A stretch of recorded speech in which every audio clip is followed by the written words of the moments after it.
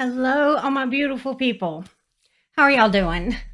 Sorry I missed my upload yesterday. I just honestly could not make it work. So here we are on a Thursday. If you guys are new here, hi, my name is Jessica, and I am a woman in long-term recovery. If you're not new here, thank you so much for coming back and watching my videos. You guys, so excited that we have 57 people here with us. That just tickles me to death. Today, I wanted to talk to you guys about an article. This article is from NPR, and it was published on August 26th of this year, 2021. It's from California, and the title of the article is California Wants to Become the First State to Pay People with Addiction to Stay Sober. I won't read the whole article to you guys. I am going to read some of it to you guys, but I thought this was really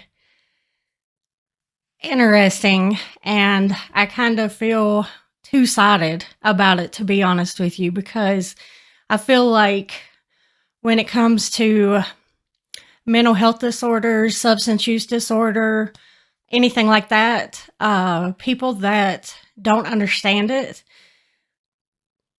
or politicians, people that are in positions of power above us, their solution to a lot of problems is to throw money at it. And, I'm not saying that I think this is a bad program or a good program. I really haven't made my mind up about it one way or the other. But that was one of my first initial thoughts that I had when I read this article.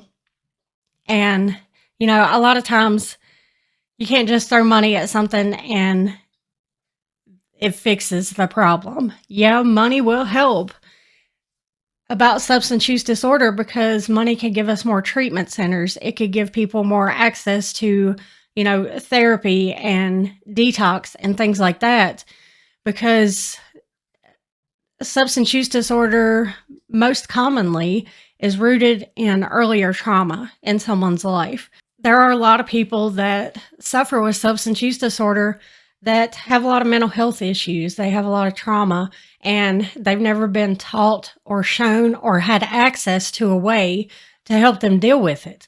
So their addiction is one of the answers, and I use that term loosely, of how they deal with it. Now, there are people that suffer from substance use disorder that are chronic pain users, and they went to their doctor because they have legitimate pain, and they were prescribed something that is highly addictive.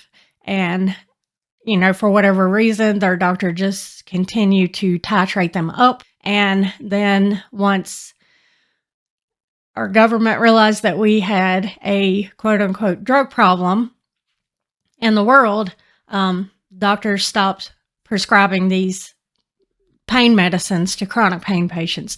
There's a lot of facets to this, and that's why I'm saying you can't just throw money at it. This article says, frustrated by out-of-control increases in drug overdose deaths, California's leaders are trying something radical. They want the state to be the first to pay people to stay sober. It says that the federal government has been doing this for years with military veterans, and research shows it is one of the most effective ways to get people to stop using drugs like cocaine and methamphetamine, stimulants for which there are no pharmaceutical treatments available. The article goes on and it says, it works like this. People earn small incentives or payments for every negative drug test over a period of time. Most people who complete the treatment without any positive tests can earn a few $100s, and they usually get the money on a gift card. They're calling it contingency management, and that is from California's Governor Gavin Newsom. And he is asking for the federal government for permission to have this, to pay for it through Medicaid, which people are going to be so upset about anyway, because Medicaid is a hot button topic. When I was in active use, I personally would have never participated in a program like this because I would have had to, A, stop using, or B, I would have had to find a way to fake my urine screens. And that was something that I was never comfortable doing. For me personally, I don't think that I would have ever participated or shown interest in a program like this. It does say in here that one of the first payments, they talked to somebody, that participated in the program, and he said that his first payment was $2. And now that I'm in recovery, I'm like, well, any money is better than no money, especially if you're in recovery and you're like brand new to recovery, because a lot of people that are brand new to recovery don't have anything. Literally, we are starting from ground zero. Any money coming in is better than none on the positive side of this. My hesitation about this is that, there's always going to be people that find loopholes or ways to abuse a program. There is no way to prevent abuse of this program, not that I can think of, because people are so smart, that they would just think of ways to get around it and still get their money. It says that they have a similar proposal moving through California's Democratic-controlled legislature, and it's already passed legislature. Words are hard, y'all. It's already passed the Senate with no opposition at all, and is pending in the Assembly, where it has a Republican co-author. There's a Senator, Scott Weiner. He's a Democrat from San Francisco. Oh, and he's the author of the bill. And he says, I think there's a lot of strategy for everyone to like. And most important of all, it works. He doesn't provide any proof or evidence to back that up. And, that could just be me. I'm a nerdy person. I like to see statistics, especially about stuff like this. If you are going to put out a bold claim, that's a very bold claim in my mind. Most importantly, it works. Okay, well, show me how it works. Because in the article, they only show one man. And there's a lot of us out there that are suffering with substance use disorder right now. I would have appreciated more evidence in the article for them to show, yeah, this works. This is why it works. We've tried it for so long, and this is how many people did good, and this is where they are now. The guy that they talk about, he did have an addiction to meth. He enrolled because they promised to pay him for every negative test. So every negative urine test, or however they're testing them, because it doesn't specify in the article, for 12 weeks. And he's the one that said his first payment was $2. That increased slightly with each subsequent negative test for a total of about $330. And this is the part, and this is a direct quote from him. He says, quote, I thought, I can do 12 weeks. I've done that before when my dealer was in jail. When I'm done, I'll have $330 to get high with. That's what I meant about people taking advantage of it and, abusing the system. Now, this guy didn't do that. He is actually, he made it through the program without a positive test. So he, every time they drug tested him, he came back negative for all illicit substances. But instead of using the money to go buy more drugs, he bought a laptop computer. He went back to school. He says that he hasn't used methamphetamine in 11 years, and he now works as a counselor at the San Francisco AIDS Foundation, helping people who had the same addiction problems that he did. So that's great. That's awesome. 12 weeks makes a massive difference in your recovery. You have to be really ready for recovery for this program to work, I guess is what I'm saying.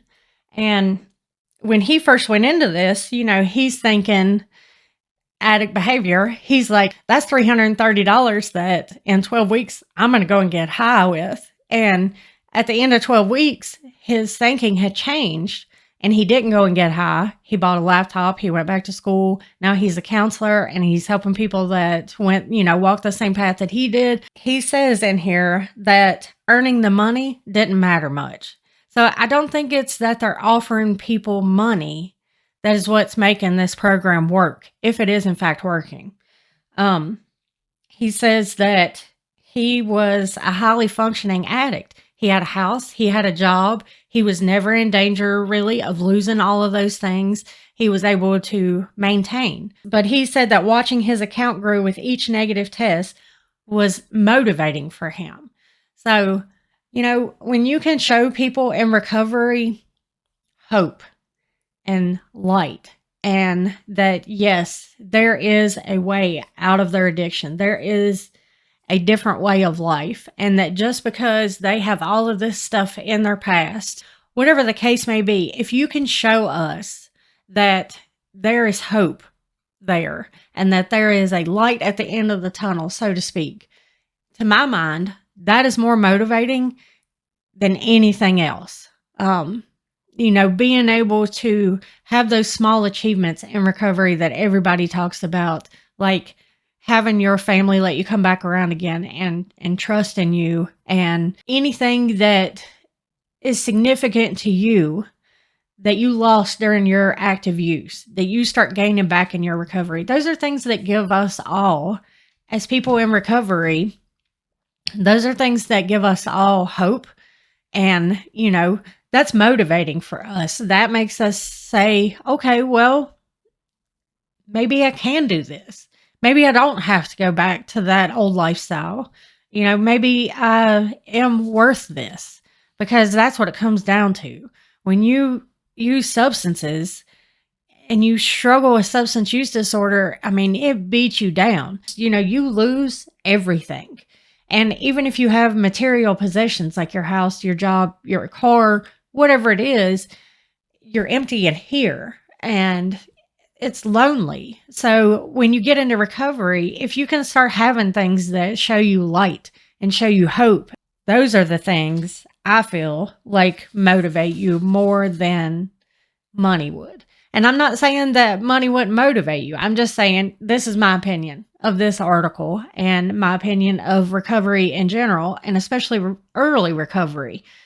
And I think from what I read, this is more geared towards people who are suffering from an addiction to stimulants like methamphetamine, cocaine, things like that, because there are no pharmaceutical treatments for things like that right now. There aren't. If you have an addiction to opiates, heroin, fentanyl, things like that, you can go and be put on a maintenance program. Suboxone, you can get the Vivitrol shot, methadone, whatever the case may be. They don't really have anything yet that works for if you have a stimulant addiction, from what I understand. The guy did say in there, the guy that went on to become the counselor and everything, he didn't spend the $330 on drugs. He said the program doesn't work for everybody, but added his treatment included extensive group and individual counseling sessions that kept him accountable and made him feel part of the community. Massive. That's massive right there. That's more massive than that $330 that they put in his bank account. Making him feel part of the community, holding him accountable. That's massive right there. He says that he considers the treatment a success even if people don't make it without a positive test, because they are trying something. That's showing an interest in changing their lives and getting into recovery. From what I read just in this article, it does say that their overdose deaths from stimulants in California nearly quadrupled between 2010 and 2019, and the problem has gotten even worse since. So if this program is working for them out there and they have, like I said earlier, evidence to back it up, and they're actually, continuing to follow along with people after they put the money in their bank accounts and the 12 weeks is up and they're getting the therapy, and if it's not just a 12-week program and then they cut them loose and say, well, there you go, I'm all for it. I am all for it. I don't support something that has a magical cure in 12 weeks and then they just cut you loose, because I know that it runs deeper than that. It takes a lot longer to heal from the mental and emotional aspects of it, not even counting in the physical aspects of what substance use disorder does to us. So there are some legal things that they are waffling back and forth about, because some people consider paying people to stay sober a kickback, and that's against federal law. So, that's something that they'll have to work out. We'll see. I'll keep up on it. And if you guys are interested in it, let me know in the comments. Let me know what you think about it. I would love to hear y'all's feedback, and, tell me what you think about it. Do you think programs like this are good? You think if they're going to be effective, or if it's complete BS or whatever. Yeah. I'm going to end today's video here, you guys. I just wanted to share that with you. I will be posting tomorrow at 3 o'clock, and then next week we'll be back on regular schedule. Just, this week was just a little bit wonky. Shit happens sometimes, is all I can say. So I hope that you guys are all doing good. If you need anything, if you need Narcan and you need to be trained in Narcan, you guys know the drill. Reach out to me. I will get it done. Take care of yourselves. Take care of each other, and be nice to each other and to yourselves. I love you guys, and I'll see y'all on Friday.